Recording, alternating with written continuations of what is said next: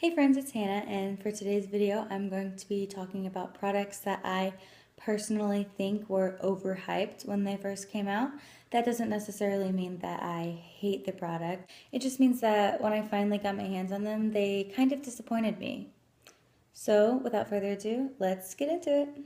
The first product that I'm going to be talking about that I personally think were overhyped are the Too Faced Melted Lipsticks. I have two of them with me today. I have a couple of these because I was really excited to try them because a lot of people talked about them and really liked them, but I don't really like them that much at all. This one, the just regular melted ones are really, really dry. Like as soon as you put them on, they like crust up your lips. And then the melted metals, they just don't last that long. They're also just make your lips look crusty. They're really thin. They don't last long. They don't have that much coverage on your lips, and they just really disappointed me. The next product that I find to be overhyped is the Becca highlight. I have the one here in Prosecco Pop, and I really like this highlight. So hear me out. When people first started talking about the Becca highlights, they just raved about how blinding they were. And I don't really think that this one's that blinding. I use this one as a base for other highlights. I think it gives a nice glow to the skin. But compared to how much people were talking it up and saying about how bright that this highlight was, it just didn't really live up to my expectations of it. So I really don't think that this product necessarily deserved all of the hype that it got.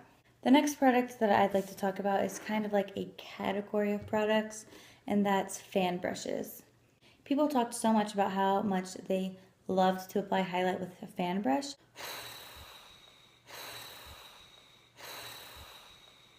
Someone just tried to call me while I'm filming. Rude. Anyways, I went out and bought myself a fan brush because everybody was talking about how good they are to apply highlight with, and I used it like twice and I don't like it. I hate applying highlight with this. I don't know if it's just this one or just fan brushes in general. It's just too thin. It doesn't get a good application. It gives me a thin line across my cheekbone.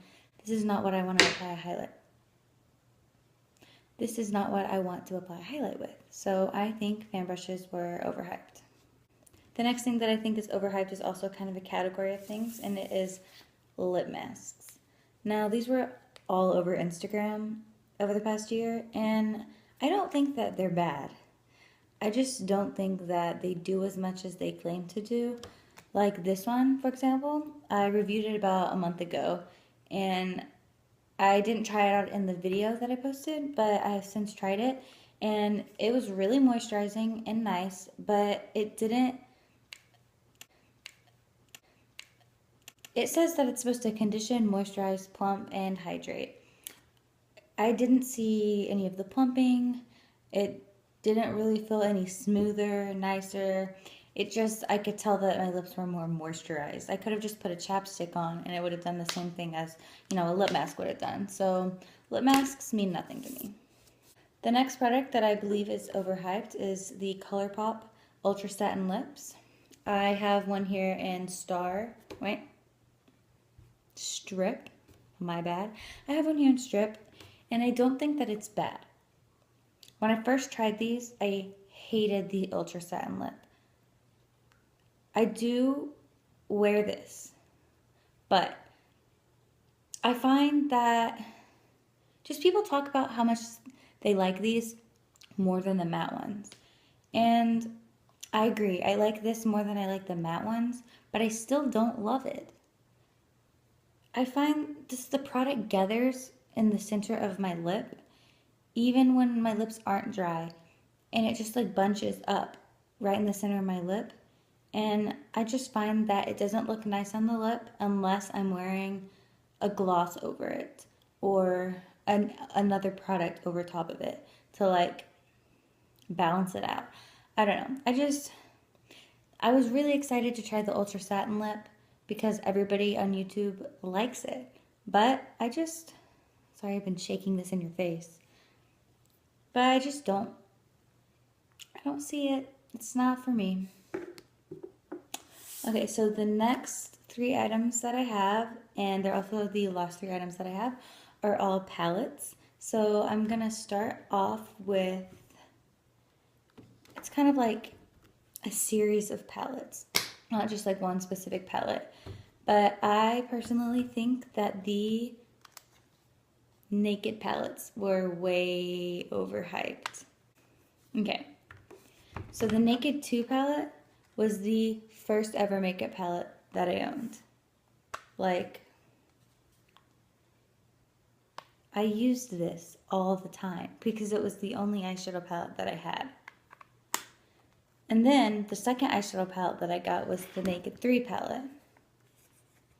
Also used that all the time because those were the only two eyeshadow palettes that I had, and I wore makeup every day.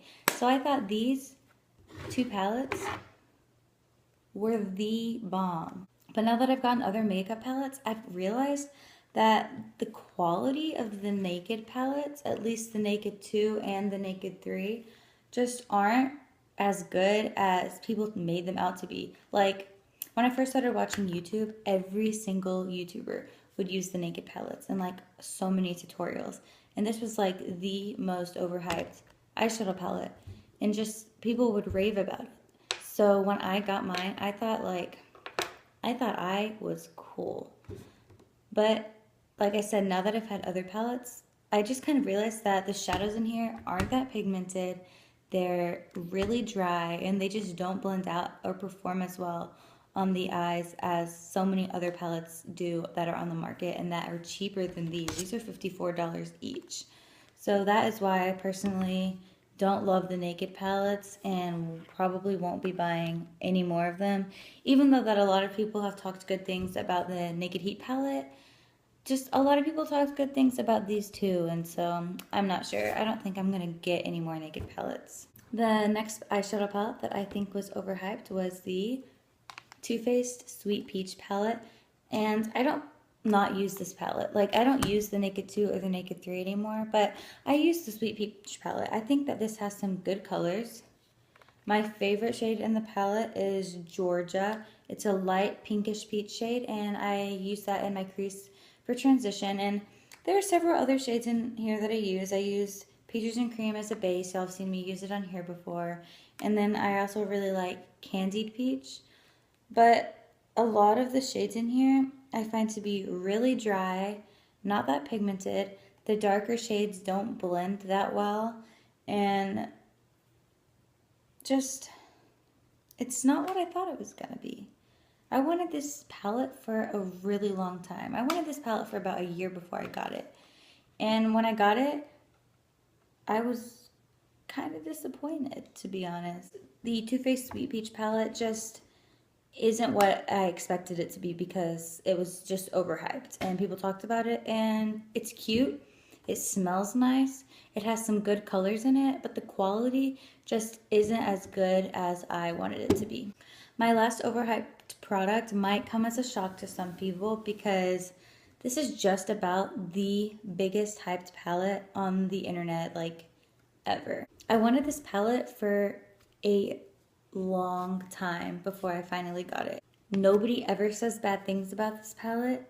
Everybody loves it, and I like it. The quality is super good, but the color scheme just doesn't do it for me. It doesn't inspire me. It doesn't make me want to make a look out of the palette, and I just don't find myself reaching for this palette as much as I do other palettes. So without further ado, my last overhyped product is the Anastasia Beverly Hills Modern Renaissance palette. Yeah, everybody talks about this palette all the time, and it's pretty. It really is. The quality is really good, but I don't love the colors in it. And I know that everybody, like pretty much everybody else does. Like, they like the warm shades, and I like a good warm look too. But the colors in here just, they're boring to me. I would much rather create a look with the Prism palette or the Subculture palette. Even though the Subculture palette wasn't as good quality as the Modern Renaissance palette, I reach for that one more than I do this one because the color scheme just speaks to me a lot more than this one does. This one's blah to me. I hardly use this one. And that's really disappointing because I was super excited to get it. And I don't really know why I was so excited to get it, because I knew that the colors weren't really the colors that I look for when I am creating a look, but because everybody had talked such good things about it, I really wanted it. But I kind of wish that I hadn't spent $42 on it. Alright guys, and that is the end of this video. That is all of the products that I feel are overhyped on the internet. And I hope you enjoyed this video. I'm really sorry that I didn't post a video last Thursday or on Monday. I was just getting home from college last Thursday. I had my last final and I drove home. So I didn't have time to film anything or edit at all that week because I was studying. And then, like I said, I hadn't really figured out where I wanted to film in the house or the lighting situation because I couldn't bring my lights home with me. So this is what I'm doing for now. I don't know, I'm gonna see if there's anything better that I can do. Anyways, I'm rambling. Alright guys, I hope you enjoyed my video. If you did, go ahead and give it a thumbs up if you haven't already, and subscribe down below if you want to. Thanks for watching. Bye!